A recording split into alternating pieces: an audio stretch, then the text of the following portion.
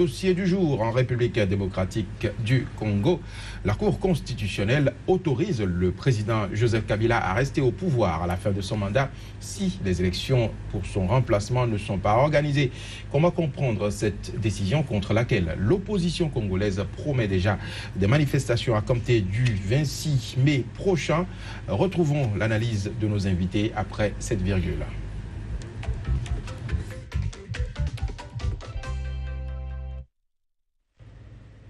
Maître Alain Roula, est-ce que cet acte pris par la Cour constitutionnelle au Congo, en République démocratique du Congo, est illégal?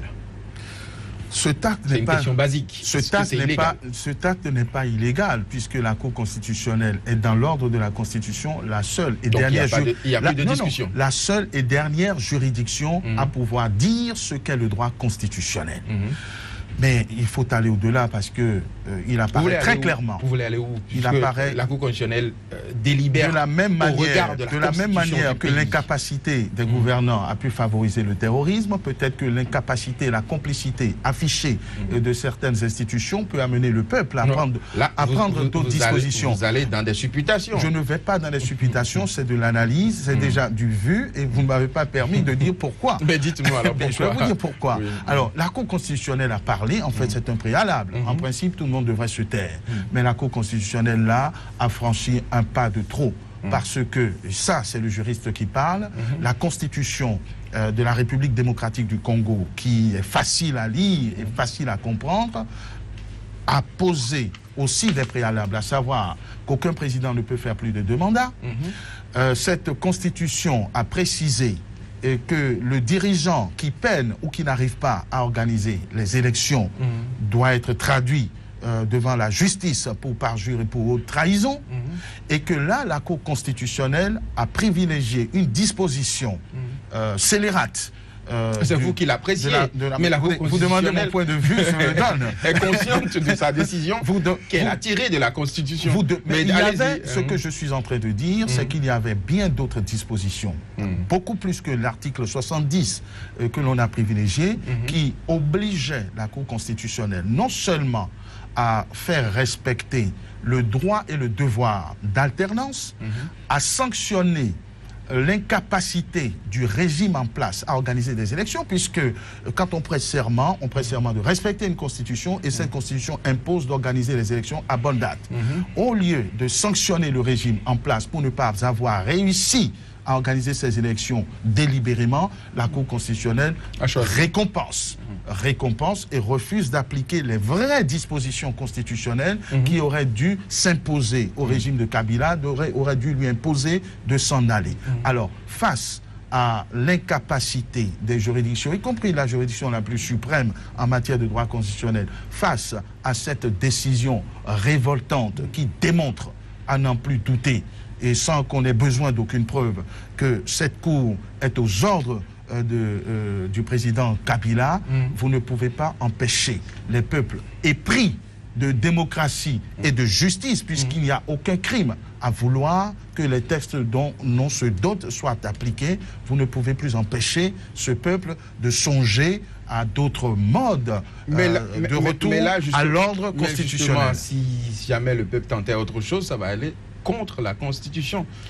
Je vais prendre rapidement. La Constitution, généralement... Je vais prendre rapidement l'avis de La Constitution, généralement, impose au peuple de rétablir l'ordre constitutionnel lorsque leurs élus et lorsque leurs institutions refusent d'appliquer cette Constitution. Ça, c'est votre interprétation. Pas du tout, c'est dans toutes les constitutions. Georges Amelon, votre avis. Je crois que Maître Roula a tout à fait raison de dire que les constitutions démocratiques, de façon générale, s'adossent à la volonté du peuple. Et c'est au peuple de faire respecter justement la Constitution par les moyens qu'il les moyens légaux, les moyens prévus par la loi. Rappelez-vous qu'il y a déjà eu dans l'histoire des révoltes de peuples qui ont été légitimées justement par le fait qu'antérieurement, les dirigeants avaient mis à terre et piétiné la Constitution.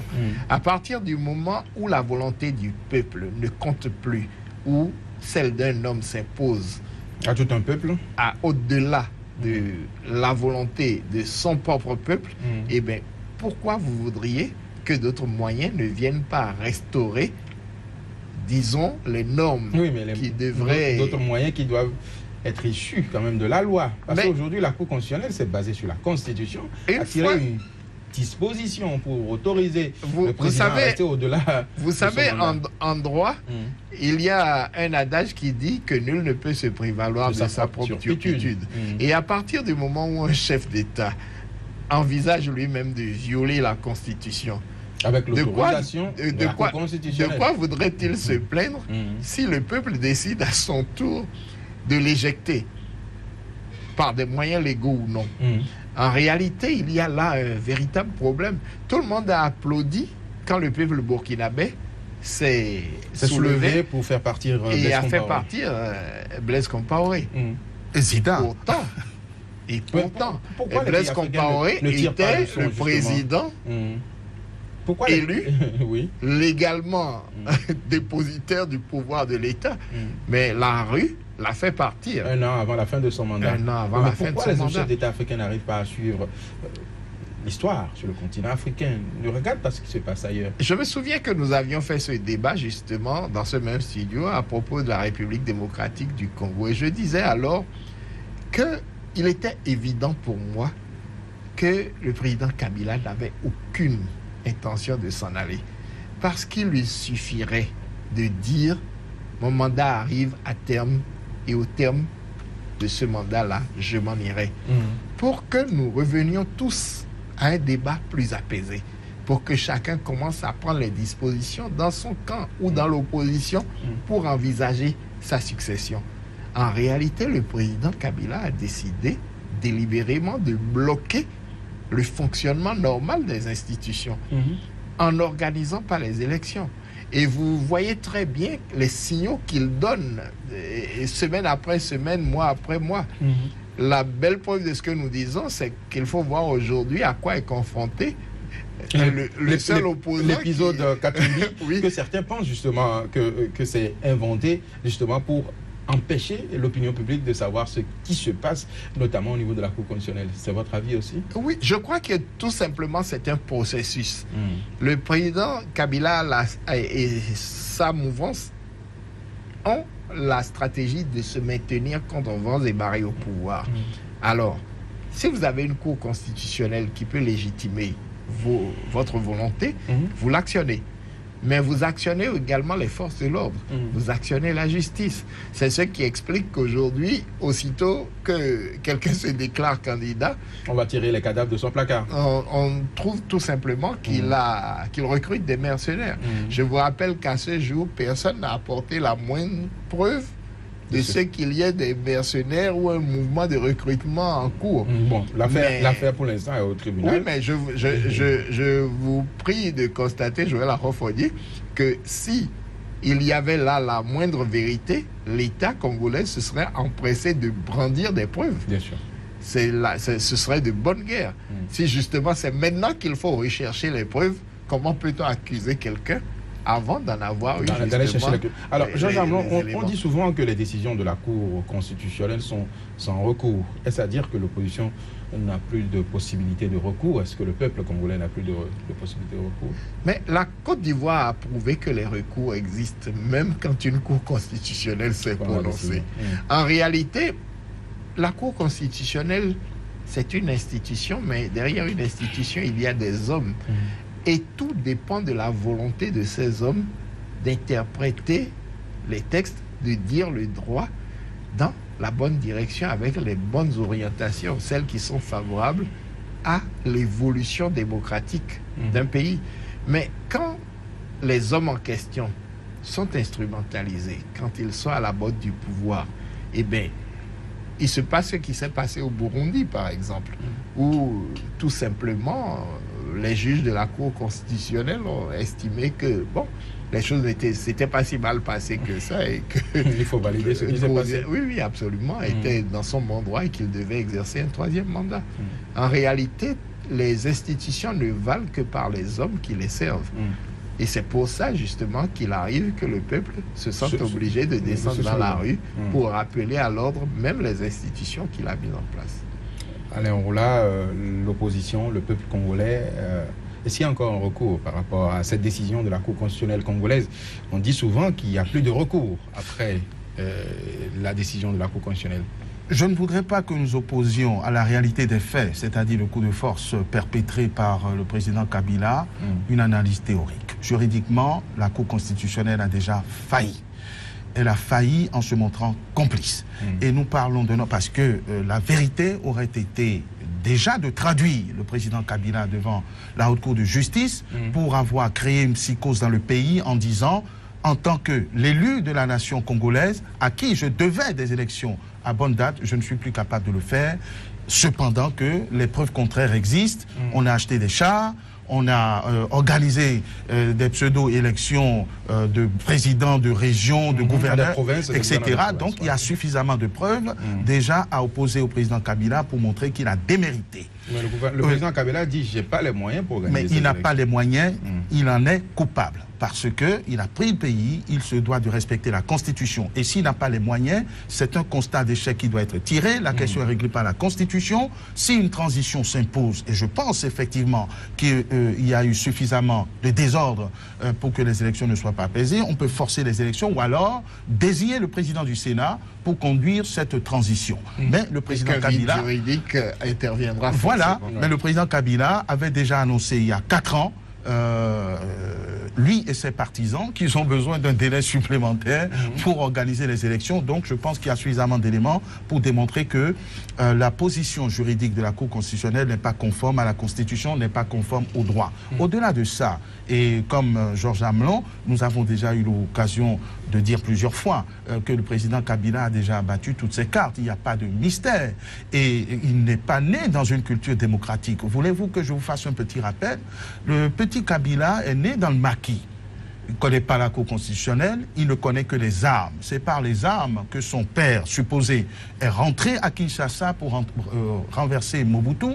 C'est par les armes que lui-même a remplacé son père. Et donc c'est quelqu'un qui a démontré définitivement qu'il n'a pas une culture démocratique. Les institutions, le droit, sont des outils qui sont instrumentalisés par ces dictateurs, tout simplement, pour donner une apparence de légalité à ceux qui veulent croire à ces rêveries. La culture de Kabila, qui n'a pas changé jusqu'à présent, ne connaît pas la démocratie, ne connaît que les armes, comme cela a toujours été le cas aux Zaïre. Je sais que vous n'aimez pas. Nous n'allons pas souhaiter, mais on ne souhaite pas. Ce n'est pas nous qui souhaitons. On ne souhaite pas. Pourquoi, quand on fait une analyse, vous pensez qu'on souhaite? Qui peut appeler les armes?